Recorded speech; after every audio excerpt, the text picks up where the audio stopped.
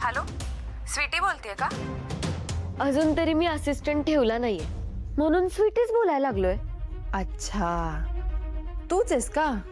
नाही, मला वाटलं घाबरून बिळात जाऊन लपून बसली असशील. ए, काय समजतेस ग तू स्वतःला? अगं, बरोबर तेच बोलतेय मी. घाबरून पळून गेलीस ना इथनं. मला वाटलं आता घरी आदळ आपट करत बसली असशील.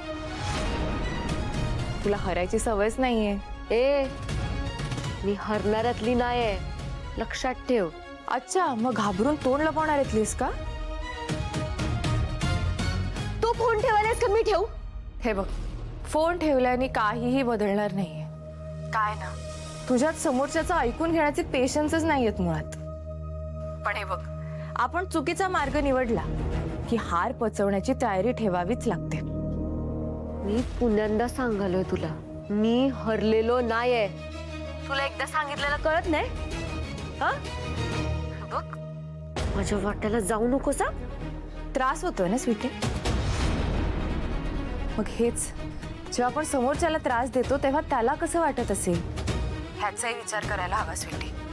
तू तुझा राग व्यक्त करण्यासाठी ओरडत असशील, चिडचिड करत असशील, पण माझा तो स्वभाव नाहीये. माझा राग मी माझ्या जवळच ठेवते.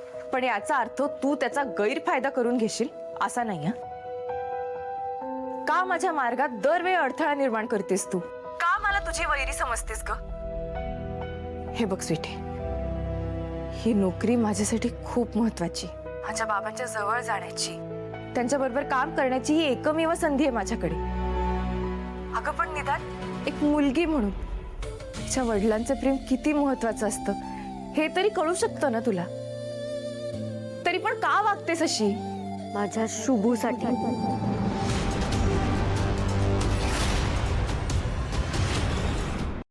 काय? होय.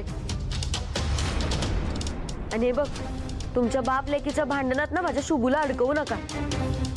काय ग, असिस्टंट बनून नुसती त्याच्या मागं पुढं फिरत असतेस?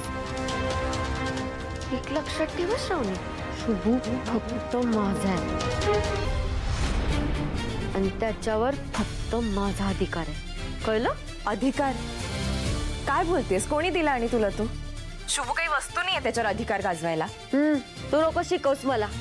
तुला एकदा सांगितलं ना मी, शुभू माझा आहे आणि फक्त माझाच राहणार. आणि आमच्या दोघांच्या मध्ये कोणी बी आलं का नाही तर मी सोडणार नाही. स्वीटी, तू कधी शुभूला विचारलंयस का ग की त्याला काय हवंय? त्याची स्वतःची आवड असू शकते, हा विचारच येत नाही का ग तुझ्या डोक्यात? तू तू बंद पडा, तुझी फालतूची भाषणं बंद कर. ऐक माझं, मला शुभू सोबत काम करायचं, पण त्याआधी मला तुला त्या कामावरून हकलवून द्यायला लागेल.